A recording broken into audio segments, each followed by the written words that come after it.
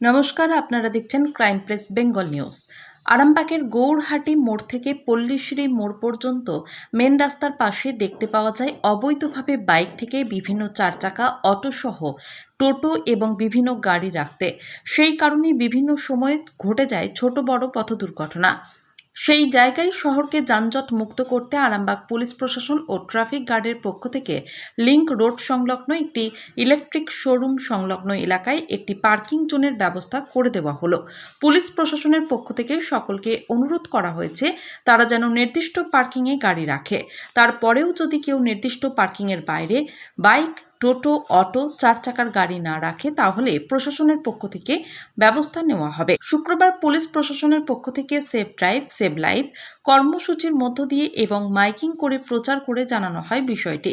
পাশাপাশি পথ চলতি মানুষ থেকে শুরু করে গাড়ি চালকদের উদ্দেশ্যে বার্তা দিতে দেখা যায় আরামবাগ থানার পুলিশকে। এবং যে সমস্ত বাইক আরোহী বিনা হেলমেটে বাইক চালাচ্ছেন তাদের আরামবাগ থানার পক্ষ থেকে হেলমেট প্রদান করা হয়েছে।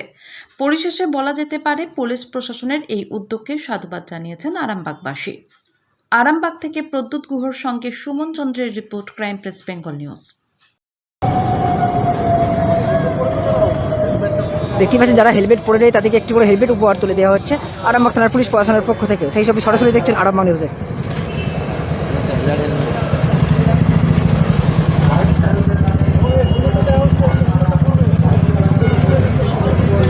ও দাদা, সরে আসো সামনে থেকে।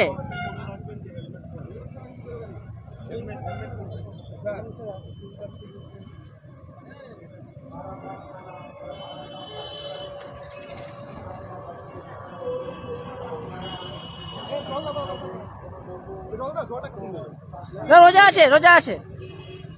দাদা একটু কথা বলবো। দাদা কি বলবেন আরামবাগ থানার পক্ষ থেকে কি করা হলো? খুশি হলাম। হেলমেট আমাদের থাকে এমনি, কিন্তু আজকে ছিল না, কিন্তু নামাজ ছিল। আমাদের একটা উদ্যোগ নেওয়া হয়েছে। আপনার নাম? আমার সেকেন্ড এখানে বাড়ি? হ্যাঁ, আরামবাগে।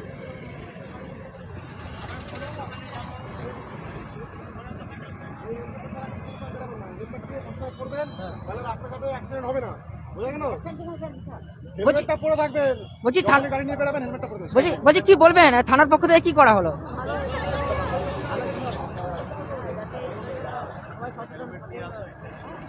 আরামবাগ থানা ও আরামবাগ ট্রাফিক গার্ডের পক্ষ থেকে কি হেলমেট দেওয়া হলো আপনাকে? কি নাম আপনার?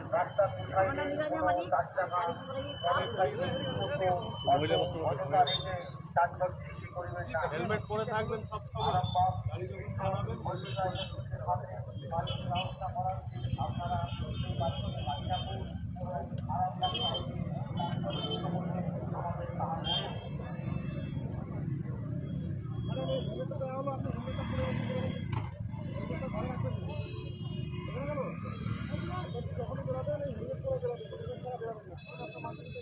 মানে একটু কথা বলবো।